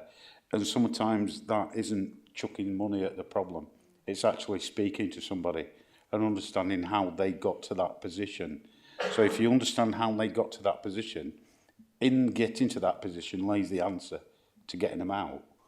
And it's that conversation and that isn't a financial question. That is just getting the right people to speak to them. Thanks for that. I'll just ask the final part of this question. And again, it goes back to some of the things we see as councillors, and we desperately can't do anything about it because it's people basically asking for social housing. Are we doing as much as we can to build as much social housing as we can? Yes, I mean, I can give some numbers as to what we've built from 14, 15 to now, and then what we'll build between now and 27, 28. But as Phil started, we can't build our way necessarily out of this. One of the challenges that we've got as well is of those 8,000 households on the housing register, just to give you some idea of context, 51% want a one-bed property, 36% need a two-bed property. Only 50% of our existing stock is one and two bed. That's 25 and 31% respectively. And then actually half of those are bungalows. So we've got a bit of a historical challenge about what's available or not available, because there's already an increased demand matching what's needed. I think the point's been expanded and discussed about actually, in some cases, a house is not the sole solution to the challenge the person's facing. And we're finding that for some of the analysis that we're doing is actually the accommodation that's provided doesn't necessarily match with the person, so you get a drop out and a drop back into the system. And that goes back to the background context of why they've got to where they've got to. But just in terms of numbers, from 14, 15 to now, in terms of built, added to the stock by the council from the HRA, 491. But that does include 73 Section 106 acquisitions, so it's not solely ours, or direct purchase. But that gives you some idea. So around about 500, 491, just under 500 in a 10-year period. The next phase of that build programme on the HRA has definitely got 83 units in it, which will be over the next 2 years. There's potential for a further 35 units in there. But we are in dialogue with the Minute Homes England about the level of funding, because I think that is being reviewed. One thing I would say about this issue of trying to build your way out of it is the level of government subsidy for building some of those council houses is essential, because one of the things that council houses have is a good spec. Because, and this is one of the dilemmas, the quicker you build them, and perhaps the cheaper you build them, the longer term your latent problem of maintenance is. But you get houses quicker. So we're in a bit of a pivotal position at the minute. The other problem that we've got, and what's forgotten sometimes with this issue of how much money is available to build new ones, is we have got 20,000 existing stock. We have got 9 lots of high-rises. We have got challenges around maintaining decent home standards and safety with the existing stock. So I think it's going to present us with a bit of a challenge going forward about maintaining the existing stock and keeping it decent and safe, and then what we're going to build that's new. And I also think we've got to look at pipeline of where people get into the system and how long they're in that system, to perhaps look at better ways to get the throughput into more permanent housing, and also reduce some of the pressures that come through B&B or temporary accommodation. But there's quite a big piece of work being done behind the scenes to look at some of the analysis on this. Just to give you some indication of local authority rates or local housing allowance, for a one bed, the average rent 567, 570. The local housing allowance 424. So you've got a gap, and that is exasperating. And is that then pushing people into lower quality housing, which, going back to your point, is not necessarily suitable for the person or the family, which is in some respects exasperating the problem.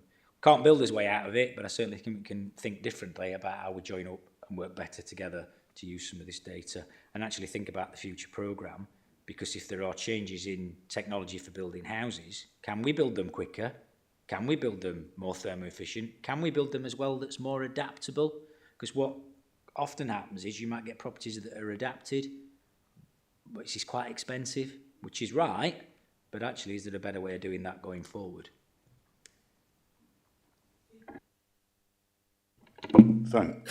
Thanks, Dan. And I assume, well, we know there's a housing adaptations register somewhere, and we'd like to think that people that needed those properties went back into those properties. But going back to the acquisition of properties, and again, it's something we put forward in budget some time ago about buying social housing back in, getting it back in at a good rate, and doing it up, which I understand is being done now. And is it 260 properties, something like that, that is being done? I mean, we put it forward, and sorry, Debbie, you told us we could have probably 3. Steve, is it a question? But it is the question. The question is, can that model be used to address some of the homeless issues in the way that you could engage with some of the homeless people to actually do the work within the property with trained staff, obviously, and then that potentially can give them a base to which they can stick to and live in that community, because they're in there working and have an input into that property. Do you understand where I'm coming from? Well, I think there's a range of things that can be done, but very simply put, building them to some extent is more challenging financially and technically than it is acquiring things, because you've already got something you're acquiring. So yes, on that very point of can we think differently, acquire, going back to what I said earlier about 8,000 people and the majority of them wanting 1 and 2 bed, what are the options for us to do that? But what you've got to think about is wider policy considerations, because what you want is good quality long-term stock that's not going to cost you a lot of money to maintain. But you are to some extent, yes, but it's that balance, isn't it, of getting something which meets the need quickly, but also doesn't present us with a latent stock problem going forward. But what I would say is don't forget as well, we do have an existing amount of stock at 20,000 with 9 high-rises, which does present a challenge in terms of the amount of money that we've got available. Because the HRA, what you've got to remember, as a model, is a profit and loss. It is a rental and then being able to cover costs. And that is one of the problems where I started with the place challenges around budget. If building costs have gone up, material costs have gone up, the rent's not necessarily going to cover me borrowing. So it's a bit of a challenge, but I think differently, think innovatively, and perhaps move away from consideration of building to acquiring, and acquiring along the lines of more representative of the demand, but also the wraparound. Because what I've seen in experience within the city centre Thrive model or locality is the accommodation is not solving some of those people's issues. I mean, they're at the extreme, you could argue to some extent at the extreme end, but actually if those people were initially placed in certain types of provision, could that have been self-fulfilling in where we've ended up? So I think there's quite a lot of learning, and we're all looking at that as part of the development of the strategy. And I think it'd be a really interesting conversation when we come back to scrutiny about it. Thank you very much. We'll move on to the child and, because we've not got any questions for that section, child and family-friendly borough. And Antoinette, got a question from you? Morning. You've mentioned this earlier in the meeting about the cost of out-of-authority provision and placements. I don't know if there's anything more you can add to what you said, and just a bit of a report on how we're progressing in terms of increasing local sufficiency of these. I'll pick that question up because that's definitely my area. Thank you for recognising the stability, because it's taken a lot of tenacious work to get us into this place, particularly when we think about the local, regional and national picture in relation to children and placements. It can sometimes feel a little bit of a roller coaster because sometimes you only need one child to come into care, and if you're placing it out of authority, that can have a massive impact for them, but also a massive impact financially for us. We always work on the same principle as we mentioned earlier in relation to children with SEND, which is if we get the care planning right, then we hope that we get the costing, the best value and the quality right. In terms of over the past year, we have managed to safely reduce our external. That's been really positive, and we've done that through maximising positive moves from our in-house residential, so that we've been able to introduce 14 new young people into our residential homes, and they're thriving in those settings. Some of those quite young children that we've brought back from external residential, brought them back to Doncaster so they can be closer to family, build good support networks, and actually we're really involved in their care. So we're extremely proud of that. We've opened up Acorns, which is our long-term specialist disability setting, and that's welcomed 2 young people back into the area. They're accessing local schools, and we've just introduced a 3rd young person to the shared care bed there as well, so that's been a real success. We have also opened up some SILS provisions, so Hatfield Water Park, there are a number of young people placed there in semi-independent living. And we have also opened up Askham, which was obviously in the press. So a really positive news story was came to open, but reflected our investment, I think, in trying to create more positive move on accommodation for our young people, so that while they're under 18, we could see whether they can manage independence. Our plans moving forward are very much more of the same, working through strategic partnerships with people that we feel share our values, so that we can, if we're going to buy external, that they remain local with trusted providers that share our ethos and that we think we can influence the care they provide in that setting. I think the other things that we've done is try to stabilise the costs, and I think that's really important. So Commission have done a massive amount of work around uplifts, because obviously inflation is massive within the placements market. I think there is always more to do. I know that I know that Skylocks is a setting that we talk about quite a while, because we've been trying to get a registered manager and staff team for that setting. We've worked really closely with HR, and we're doing a bit of a pilot about a recruitment team working with us to actually bring in additional residential workers. I'm really pleased to announce that we've got 11 interviews for residential workers. We haven't had that level of interest for a while. So again, that just shows how we're trying to be innovative about how we use our resource, but recognising sometimes that we might need to have a different approach. We've also, over the past year, really invested in our fostering brand. I'm sure you'll have seen it. I'm immensely proud of the work people have done. I know it's been quite visual, but we've also invested a lot in social media, and that will really launch again in the new year. You know, people think about what can I make a difference around in the new year. So lots of behind the scenes media buying that I am not an expert in, but working quite closely to invest. We have seen a positive increase in our recruitment of foster carers this year. I think we had 6 approved last year. We're on track for 9, which seems still a small number, but it's a 50% increase. And we're confident that we're getting more inquiries from the work that we've already done. And we've got tenacious approaches as to think how we can think differently, using our own recruitment website for posts to recruit foster carers. And we'll be working much more corporately across the next 12 months to say which of our council employees are interested in fostering, doing some demystifying about fostering. You know, lots of our foster carers have actually had a first career retire and then come to fostering. So again, working with partners, what are people's retirement plans? How can we get people excited about making that difference? So there's a lot of tenacity about how we work forward. We're always interested in developing our own settings. But I think what we also have invested in is our workforce. So social workers make the difference. They deliver these plans. They help us move children in a positive way so that we're not just moving them from one place to another. So we've got a much more settled and stable workforce, which also means that we can do careful and considerate care planning if a child needs to move. And I think, again, that creates placement stability and stops us bouncing children into very expensive, high-cost placements, often at distance, that we don't always think deliver the best quality. So lots of tenacity that we hope will continue, and there'll be a revised sufficiency strategy coming that will cover the next 5 years, particularly around placements, homes, and empowering our kinship carers to feel better supported, because we know that that is a really positive avenue about how we manage our future, demand in terms of the young people that need to come into our care. So lots of careful thought and consideration about how we balance that bit, but also how we meet the needs of our children that absolutely need to be in our care and supported by us. Thank you. I'm just going to bring Councillor Robinson in for a comment. I wanted to say that was absolutely thrilling to hear. After 9 years of hearing people speak about this subject, the clarity, the confidence and the passion was really, really great. So that's good.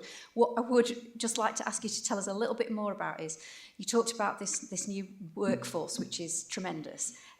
Tell me about how we are going to ensure that we retain that workforce, what pathways we have, what assessment we have in place so that they can, move through the qualification. I think in particular, both for our social workers and our residential care staff, we've recognised we need to invest in progression and succession planning. So we actually have established a new progression framework that helps our staff know and understand what their opportunities are, so they can come for a discussion about thinking about their future, where they want to be. We're investing in training and thinking about how we develop our workers' toolbox. So we've invested in systemic practice training. We're also exploring non-violence resistance training. So how do we better enable our staff to feel invested in, to manage sometimes what can be quite a complex job and role, but also it's about building them up and saying, if you do want to move within the council.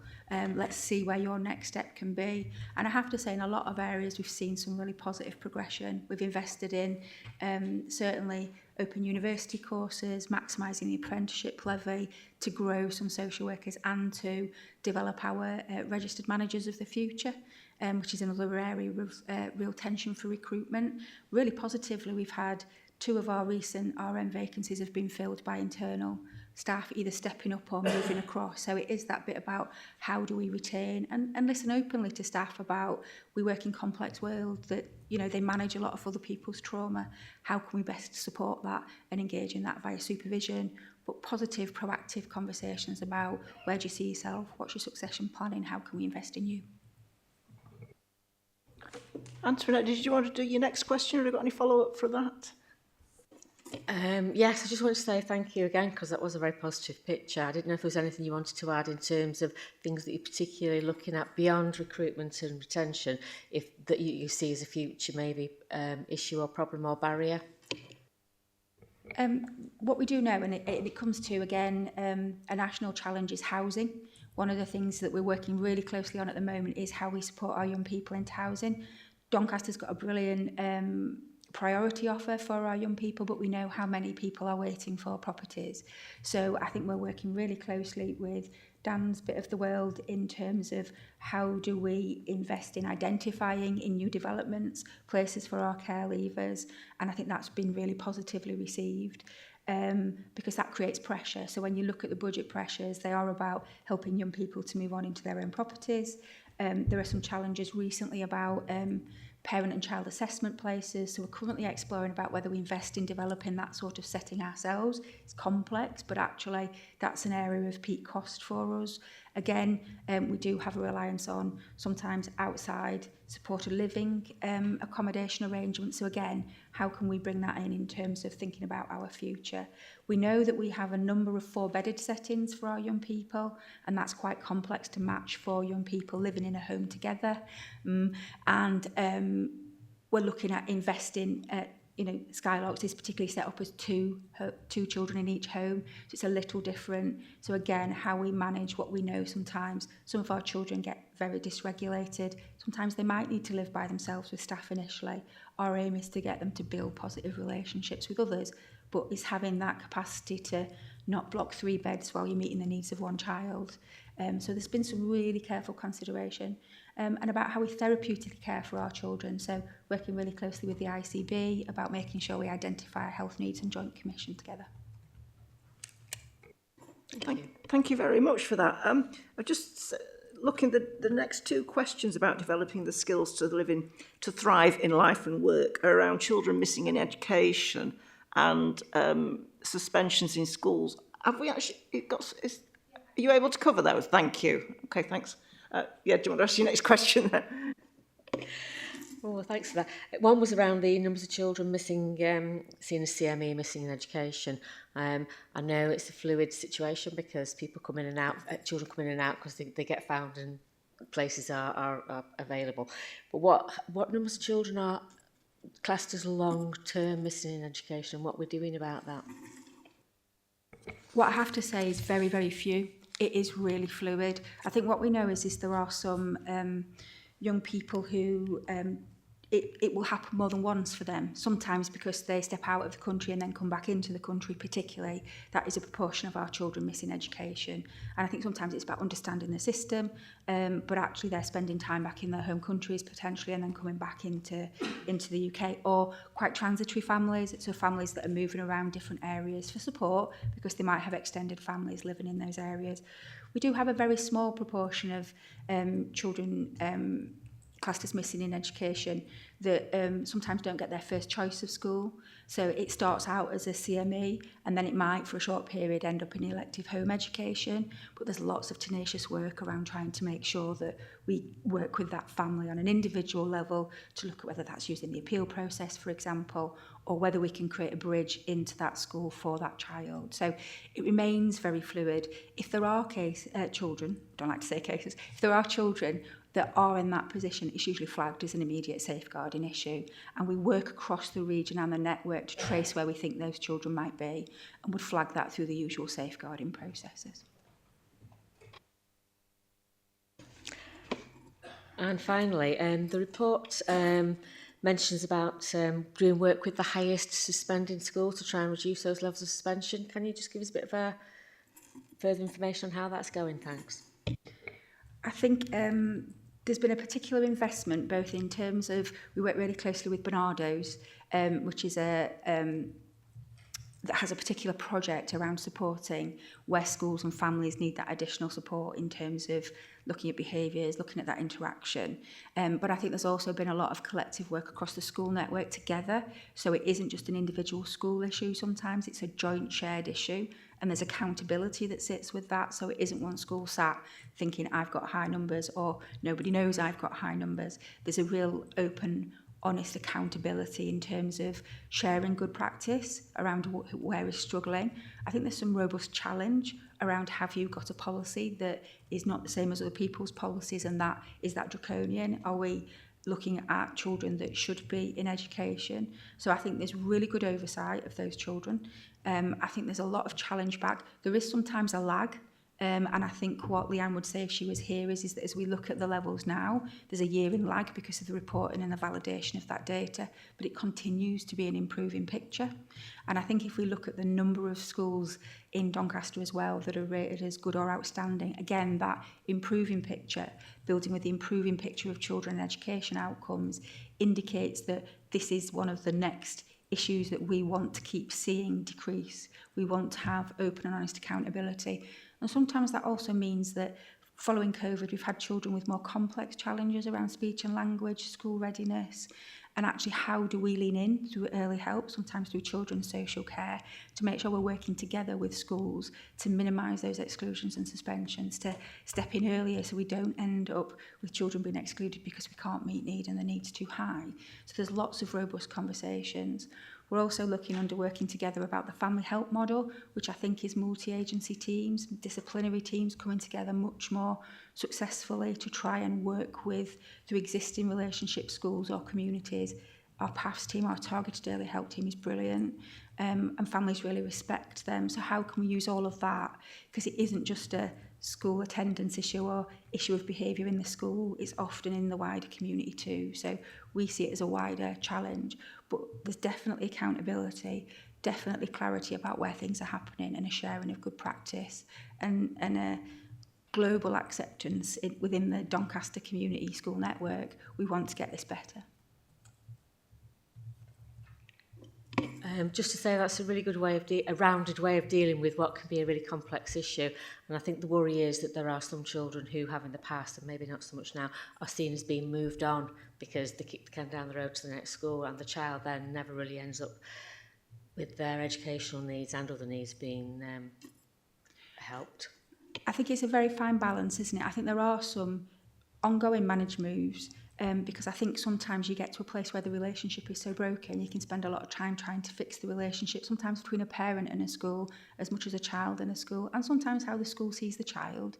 So actually, sometimes those things have the better outcome. But what I would say is they're usually really carefully scrutinised. We've got the school improvement officers that really offer that high support, high challenge discussion. Thank you. Thank you very much for that. I think we've got time to finish off this section with Councillor Cox's question. Thank you. Great news that the UK Shared Prosperity Fund to Invest is underway. How will this help Doncaster, the community, to enhance their skills and employment? What support will be given to those people who find it difficult to access? I'll answer that if that's okay, Steve. So there's a couple of things about Shared Prosperity Fund. It's a programme that we've had in place for the last two years. It was the successor to EU funding. What the government have announced in the budget is that they're going to continue it for 25-26, but at a reduced rate. So it'll be up to, we don't know yet exactly what it is. That's likely to come out in the settlement or early in the new year. But about 40% of reduction is what we're expecting. But nevertheless, there was some talk about it being stopped altogether. So the fact that it's continued is positive. So we fund a range of activity through it. It's got a number of dimensions.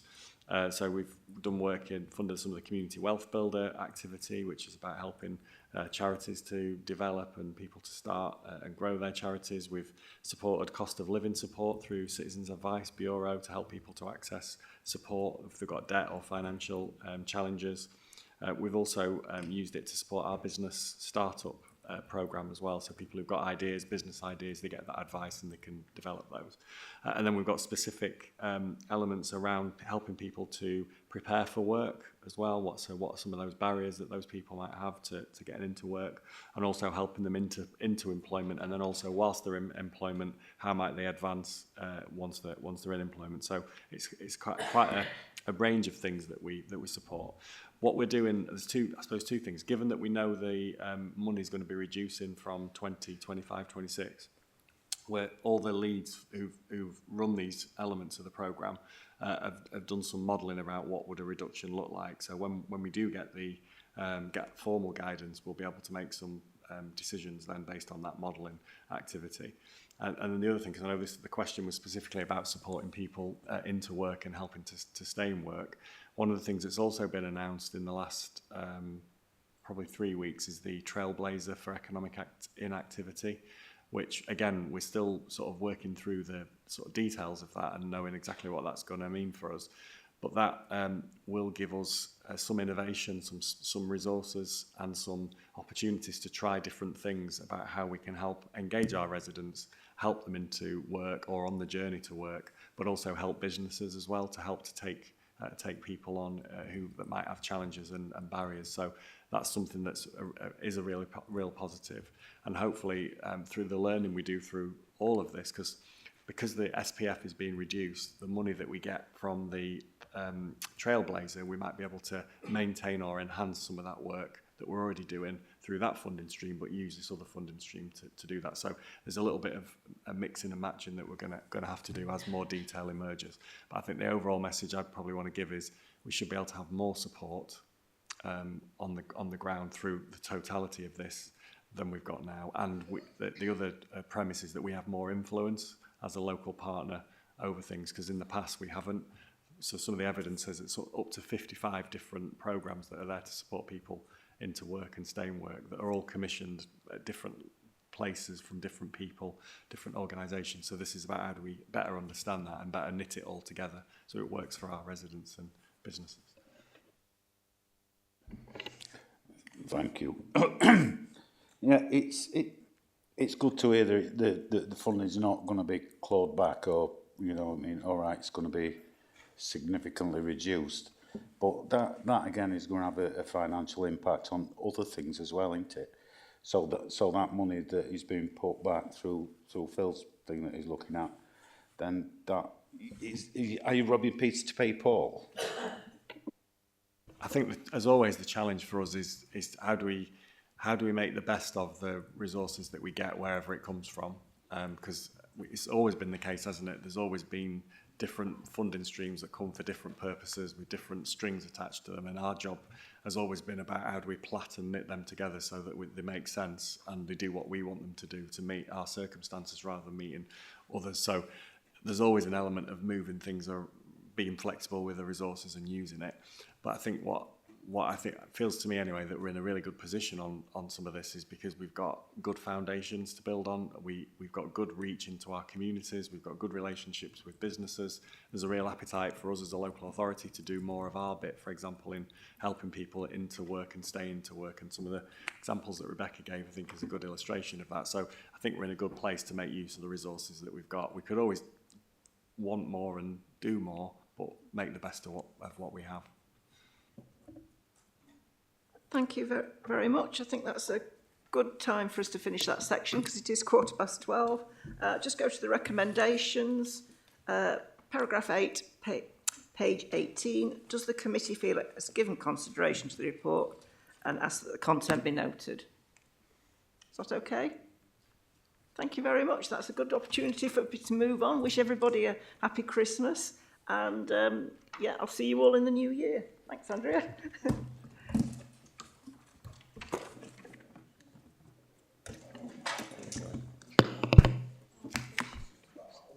So we'll move on then to the final section, and Chris Margrave is here.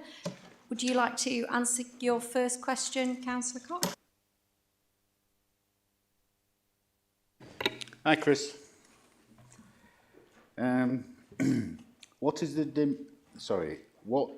demand? Is it increasing, stabilising or reducing? Sorry, my head went cockeyed then.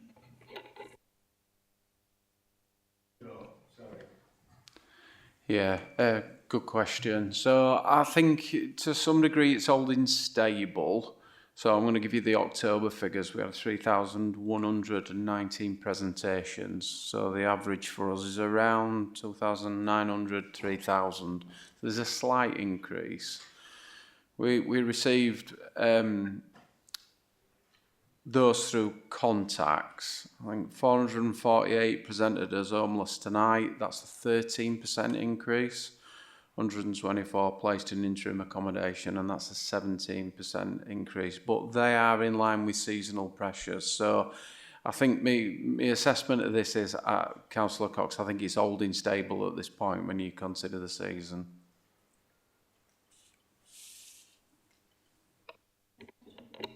Yeah, thank you. Yeah, it's good that they're holding steady, Chris. Rights to buy. Is it increasing, reducing? What impact will it be? Yeah, so we usually get about 3 to 6 right to buy applications a week, and since the announcement of the reduction of the right to buy benefit or the discounts, a comparison for us is for the first 3 weeks period at the end of October to the 20th of November, we received 359 applications, so that's 120 per week. So that is a marked increase. For us, we've shifted some resource around. There's a target to respond to all right to buy applications and penalties if you don't. So I think that gives us a clear indication that is a significant spike for us. We're working really closely on these, and we're always mindful of where funds are coming from for right to buy applications and the fraudulent activity that can sit in and around it. So we're working at pace to process those, but making sure they are proper right to buy applications from the person living there. Yeah, I'm talking to staff in open shop thing downstairs. It would appear that some tenants are coming in saying, "I bought mine, can I buy next door?" And that obviously they're being turned away. But what I think the reference will make, do they think that we're an estate agents? Because I mean, obviously, increase is huge. But I just wanted to make that comment that staff downstairs are dealing with walk-ins. Yeah, I think it's a really fair point. I mean, the teams downstairs are inundated with demand, whether it's from homeless or just from some of our customers. I think what is really clear, certainly in terms of right to buys, I think this year we'll be in a position where we potentially have some net gains. We've had a significant acquisitions programme, so I think we'll be in excess of 120 properties this year on acquisitions alone. We know the rules around right to buy. You need to live in the property for a prolonged period of time to get the discount. It's like you say, it's not an estate agent that we're running.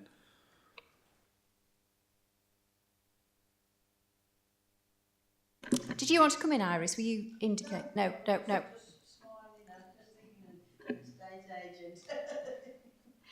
That's fine. Thank you.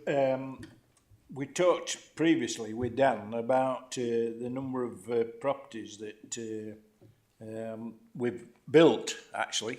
575 in a number of years, I think it was, Dan. I wrote that down here. How is this aspect, when we talked about that particular area, and it was about homelessness and etc., affected by the fact that 359 applicants have put in, and virtually we know that 359 are going to be taken off of the books? Let me clarify the figures, because I'm not sure if 500. So if I talk about from 2014 to 15 to now, what's been put into the council house HRA stock, new build, 418 that we built, that's paying for out the HRA, and then 73 that were either through Section 106 or direct purchase. So that's your 491. 491. Then, no, it's fine, because I was whizzing through them. So then we've got the next stage of the build programme, which we're aiming for 118 between now and 27-28. But that 118 has 83 that we've got sorted. There's another 35 units in there that we're waiting on confirmation of a potential change in funding from Homes England, because I'm going to be honest here, if the subsidy from Homes England is reduced, the number of units you can produce could be reduced, because the affordability becomes more of a challenge. So that's where we are with the new numbers. The question is, Chair, how will this disparity, when we know that we're going to get rid of 359 in real terms of those houses that are in the system, when we know we're struggling with the homelessness arrangement? If I think it's a good point, because you're wanting more houses. You've got a limited amount of spend that you can make, and then you're losing some of them to some extent at a subsidised rate as well, and you've got restrictions about what you can use the money for. Don't have an immediate solution, but what I would say is that we need to take a bit of a step back and think about what we're building and why we're building it and when we're building it, because as I pointed out earlier, the presentations are demand for 1 and 2 bed, and traditionally we've not necessarily looked at 1 and 2 bed. And the other added complexity to this is what I said earlier about we've got 20,000 stock. Some of that stock was built in the 50s and 60s. Some of that stock is high-rise, and we've got to maintain decency and safety. But it does present an opportunity to rethink about the type of housing that we are acquiring or building, its longevity, its suitability, and its sustainability, moving perhaps away, because of the challenge that we've got with demand, from traditional council house build programmes. Just quickly. One of the things that when I was involved in Simca about housing and such like was approaching those people who provided good quality, well insulated properties on a basis of they were in a box. You know, here we are, we get X number of houses in a box, and the certainly modern designs and such like. Are we still in that area of consideration? And it's an area that I've never developed other than asking the question. Yes. So if you need 1 and 2 beds, then the market might present you the opportunity to look at more modular style of build. However, one of the challenges that you've got with council house provision is you have certain standards in terms of size of rooms and various other things. They may not necessarily match with modular. So I think we've got an opportunity to rethink the position about the type and style, matching demand, but also how do you balance that with the aspirations providing more sustainable stock going forward. What I would say, Councillor Jones, is I think it's important for us to note that modular's moved on a bit and it's got better. So I think we're in a position now to start thinking about, well, if we are going to build new, what are the opportunities for that, rather than a traditional bricks and mortar 25 units on an estate on a cul-de-sac kind of approach. The real trick and the balance will be, I think, on new builds, if that's the way forward or part of the way forward, is about balancing that need for good, sustainable, decent stock, but with something which is reasonably cost effective and quick. I do think we need to be thinking a little bit more in the space of what the market might present and how we might acquire them. But again, you don't necessarily want to compromise your standards in terms of internal space and sustainability and quality of the stock over time, but maybe with the demand, that's a luxury that you don't necessarily have because you've got this huge presentation. So I think there's a real opportunity to rebalance and recast how the authority and actually how the wider industry might look about the provision of council housing. Just a point, Chair. I can't understand why MCLH as a government body don't look at that and actually give direction. Because if I was selling a product and I've got an area which I've got to comply to, size, insulation, all the rest of it, I'd be making those. You know, I'd be making them 10 a penny job type of thing. And I can't understand why we're in that position where we're not getting what's appropriate when manufacturers can actually get direction from central government and know what they've got to make. And there's a ready market for it. I just can't understand it.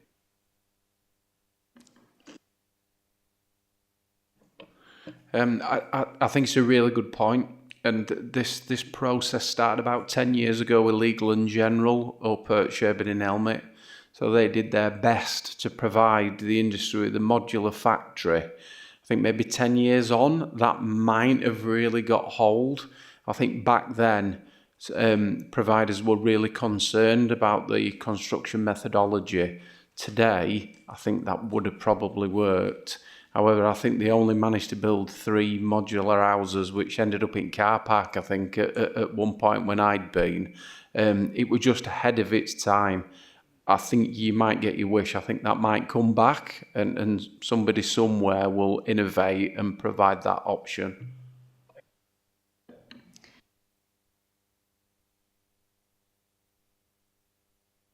And it's to Dan, and it's just regarding those figures and that 36. Are some of these, can you just give me a bit of clarity on what is affordable and what is within the stock of the authority? Because when you mention 106, I would assume that would be affordable through that, so that is not necessarily within stock. And the 36, is that a pending application or one that is being consulted on, having consultation on? So on the section 106, that's section 106 that become affordable because we acquire them. So that's that number. Clarifies that. On the 35 of the phase 2 build, which is the 83 plus 35, which would be in total 118. The 35 we're having to just review at the moment because of this position on Homes England potentially revising the grant offer. And if the grant offer goes down, the amount of subsidy can impact, and therefore we can't do the same number of units. Homes England's grants are based on the level, of affordability, whether or not it's based on a social rent or an affordable rent. If it's based on a social rent, we'll get less grant. Of course, if we get less grant, the subsidy per unit is lower, so we may end up with less units. That goes back to the point that we were discussing earlier, though, that actually construction on sites is more expensive than just acquiring. But it's that balance, because if you're building them, you've got more choice about where they are in spec, whereas if you're acquiring them, you tend to be buying what somebody else has already done. I do think modular is worth considering, because it was actually Keepmo, who was a local company, that built one of the very first modular houses, and it wasn't particularly a pretty house, and things have moved on since then. But actually moving away from traditional house building for modular, what looks like a normal house, but is actually a one that's bolted together, and the M&E comes in all at once, and it's on a concrete slab, and you can knock them up in weeks rather than months. I think if you look at the presentations of 1 and 2 bed demand, there are companies out there that can build 1 and 2 bed type student accommodation blocks. Lango Roke is a company that can do that, and maybe that's where we've got to look at in terms of future provision. The other thing we think we need to take stock of is whatever we build now, we need to accept the sustainability element of it going forward, because high-rises are quite a good example. They've probably gone beyond what was foreseen as their reasonable life expectancy nationally. What we don't want to do is build a load of modulars now and then find in 20 years' time, when some of us aren't round this table anymore, we've created a problem for someone else. And of course, I think there's been quite a lot of learning in terms of safety as well from Grenfell about what was actually done and what was actually put in place and what was monitored by contractors as to what actually is now. So I think it's fraught with challenges, but I think it's also a real opportunity to recast and relook and think. And going back to what Councillor Jones raised, that yes, I think the market could present something, because we're not the only local authority that's got high-rises, that's got masonettes, that's got more people rocking up than we've got demand. So it is a national challenge that we've got. And the other problem that we have as well, and this is not wishing to get political, but if obviously local housing allowance is below what the private sector's rent thresholds are, because I don't know if you've seen, but if you want to let a 3-bedroom house anywhere these days, you're going to be paying 800-900 quid. You know, people haven't got that. What you're doing in some respects, going back to where you started, is you're almost stilting the market, because people will end up in a HIMO or trying to make do with PRS because they can't get a council house. So you end up with that. And in the past, we were very clear as local authorities, we wanted mixed tenure on, you know, in areas. So lots of challenges, but I think we're cognizant of that, and we are taking a step back and thinking, what does that present? Because we might not be able to approach this in the traditional method that we've done previously. Thank you. I think for the understanding, I mean, I understand the differences between the different rent values, and I think that could be something that is put forward a bit clearer moving forward. So obviously we've got the social affordable, and sometimes within 106 agreements, actually trying to work out what affordable is ends up that property isn't affordable. It ends up being more than a local area. And yeah, I take all your points, Dan, and regarding modular, again, I think given the consultation for NPPF and the fact that we've got to get more properties up quicker, it's got to be something that's got to be looked at. But also within that consultation, within the NPPF moving forward, the authority is going to feel even bigger pressures, more pressures, given what is coming, and it's going to hit us like a ton of bricks. I mean, you mentioned there the potential changes to the NPPF, the potential changes to housing targets, and the potential reconciliation of that with an existing local plan. An observation and best professional advice as an officer who's been steeped in some of this for many years is actually it's not necessarily planning that blocks or delivers housing. It is an integral part, and strategic sites are an integral part of that. And let's not forget, employment was always part of a local plan, because if there were houses, there were jobs. What generally is a barrier to housing is cash. It is quite often cash. And I'm being honest on that, because that goes back to what I said earlier about some of the subsidy for the council house build programme. If the subsidy is not at the right level, borrowing-wise, we can't afford to build them. So I do think there's a real consideration to think about what the alternatives are to build them quickly, but reasonably sustainable, of the right type in the right place, and perhaps move away from a traditional approach, because we just can't do that currently. And it'd be interesting to see where we land with some of the potential funding for the future of council house building from Homes England, or indeed for others. One advantage we do have here, and I think we need to not forget this, is we do have reasonable housing growth, and we do have some good strategic size. So we've got opportunities. But where I started was, 1 and 2 beds seem to be in demand. What are we going to do about 1 and 2 beds? Before we leave this, can I just ask you, one of the other areas where we're not performing well is in terms of void rent loss, and you talk within that about the recruitment of tradespeople. I'm envisaging, because I've heard that put forward before, that will be the approach that's taken. We've struggled to recruit, and we've struggled even more to retain. And in a context of the amount of national house building, I'm imagining that it's very difficult to retain plasterers and electricians. Can you just... No, you're right. I think our issues around voids are the voids team don't just undertake the voids work, so they undertake the work that's required when we acquire properties. So we've added an additional work stream to their workload with no additional resource. We're currently looking at options to be able to use subcontractors to undertake some of that work. Where we are trying to achieve the target for turnaround for voids, some of the properties require major component upgrades, kitchens, bathrooms, and significant amount of plastering. Because we've got a static workforce, that would mean that 2 of our plasterers might be 2 to 3 weeks plastering a property out. We're a plastering contractor, could put a couple of teams in there, and within 3 or 4 days, the property would be back. So the cost would be higher, but the void rent loss would come down. So there's the balance there.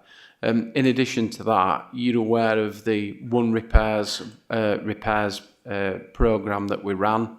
We're now moving on to voids to understand the key-to-key process for turning voids round. That includes resource. It includes the balance of cost and performance.